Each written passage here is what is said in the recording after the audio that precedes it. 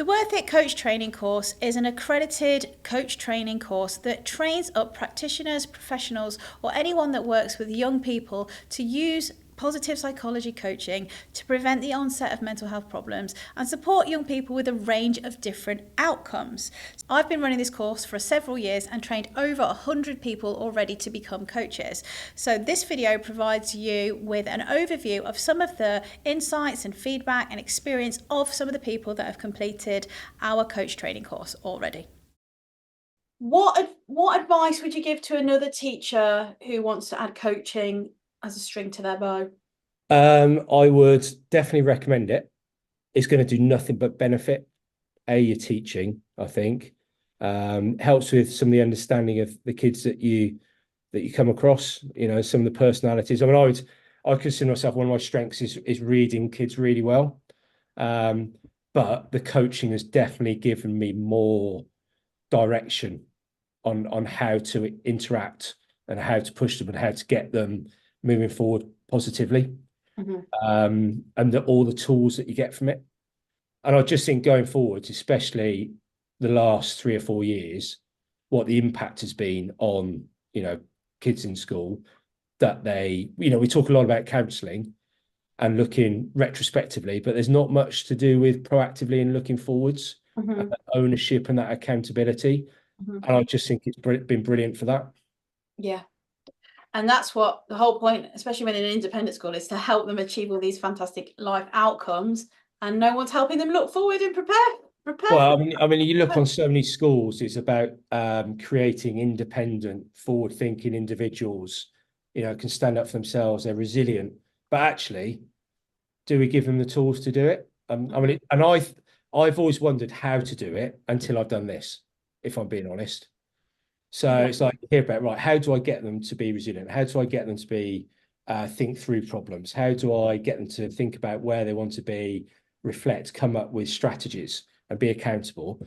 And you're like, don't know how to do that, but the coaching really does work. So I've been working with a young person, and I feel like the relationship between me and her that's what's really sort of helped. And I kind of noticed that when I've done coaching before with adults, but I think I see it more with children or young people, because maybe they haven't had an adult where they can confide in or talk to or just be listened to for that length of time or whatever. So I feel like that kind of the actual coaching relationship and the relationship between me and the young person is what's really opening her up. So as well as all the questions and the listening, I feel like the kind of the rapport, the trust, we laugh quite a lot, actually. There's quite a lot of humor in it as well. So I feel like that's what's really helping. What are the strategies that you learn on the course that you just use now all the time? Everything in it. Yeah, I'm more aware of my body language. Yeah, tone of voice and stuff like that. Yeah. You don't think about it because you just it's what you do every day. And there's more scenarios nowadays where you think, actually, let me just take a second, and then you can reassess in that split second and carry on the conversation. Do you think you're like less reactive and to the students, and that helps you like keep them on a level and stuff, so they don't keep them on side, don't it? Yeah. I'm really grateful that group been established for nearly a year. It's Unaccompanied Asylum Seekers in Care. So obviously that group's doing really well, and I'm thinking thanks to the coaching method and skills and psychology, I'm really glad it is where it is now, because they can see the outcome of our work one-to-one and in group sessions. And we do tell them, we do case studies.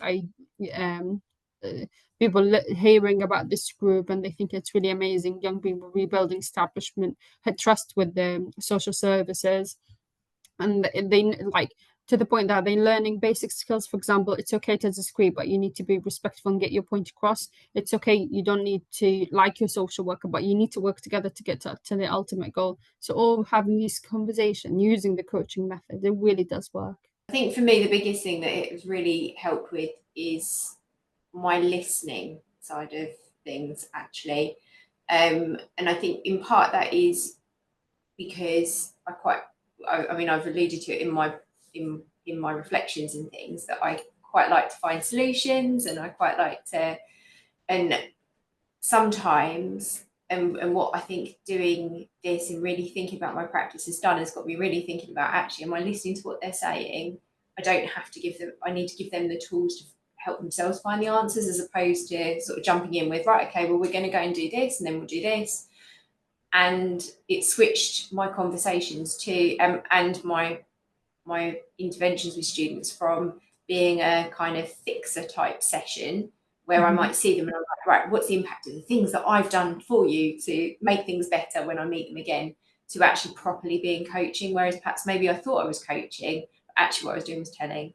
So the young person is experiencing different quality of interaction because you've changed your language. Yeah.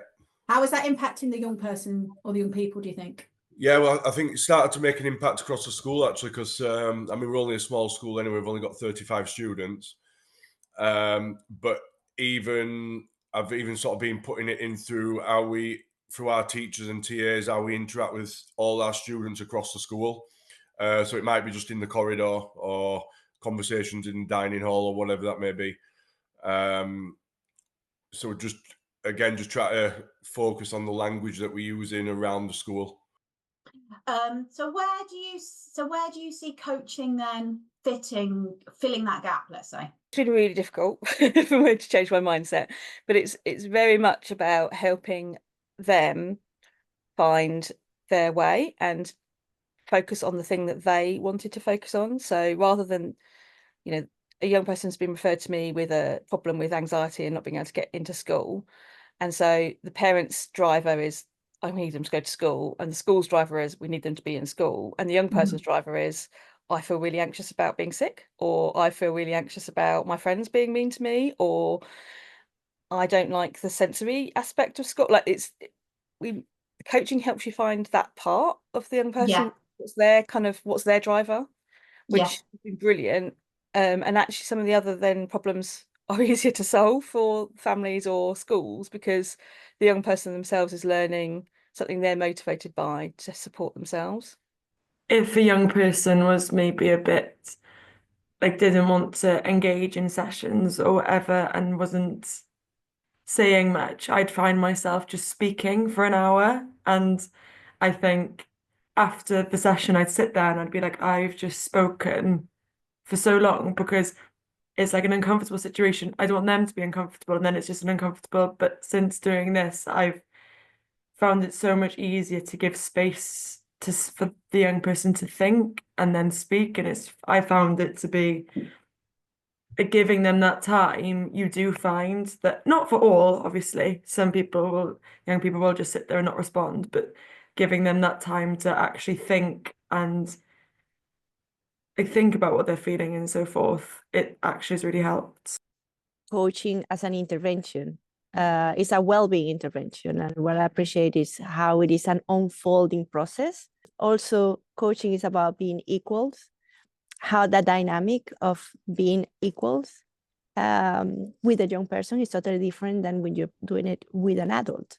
So I appreciate the opportunity of, through presence and through the way of being, helping for that unfolding intervention to run in a way that we do facilitate well-being for the coachee, for the young person, which is ultimately, that's what we want. How does that compare to how you used to work with them?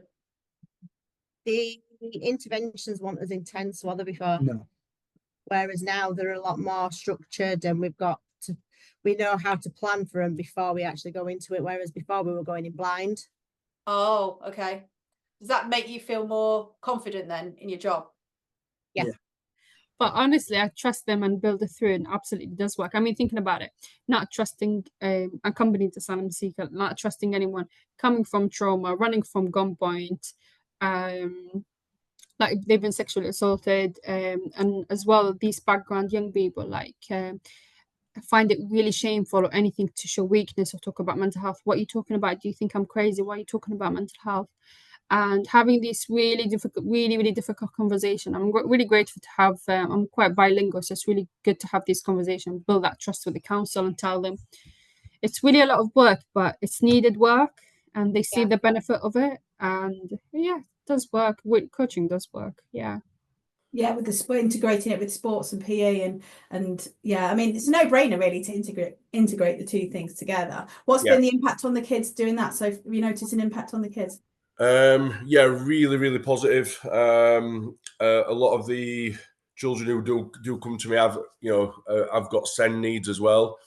So it's been really positive from that side. I've got some children who suffer with anxiety or among other things. So it's it has had a real positive effect on that side of things. Get a lot of good feedback from the parents, which is positive. They're more confident, or they're more what? Yeah, just generally, one of the parents put into the group the other day that because I put an advertisement out in the local area, and she commented that one of her child is absolutely hates PE at school, but when he comes, he never misses one of our sessions. So it's that he doesn't enjoy doing PE at school, but he comes to my session and it's and he engages, and it's essentially a PE session really, with a little bit of a twist.